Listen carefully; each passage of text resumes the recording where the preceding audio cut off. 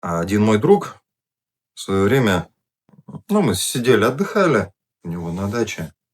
Что-то мы разговорились о наших с ним родителях.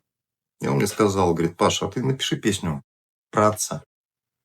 На тот момент я так подумал, думаю, в принципе, тема интересная, конечно. Я ему говорю: слушай, есть же уже песни на эту тему. Нет, говорит, ты чтобы про нашего, имеется в виду про моего, про твоего, чтобы это что называется, наша песня, типа того, что такое было. И, вы знаете, этой зимой я сел, и, как ни странно, достаточно быстро у меня и строки появились, и музыка.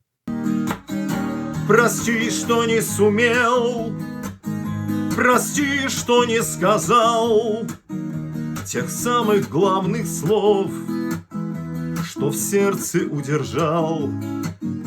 Прости, что в суете не мог свой бег унять. Отец, я так боюсь и вправду опоздать.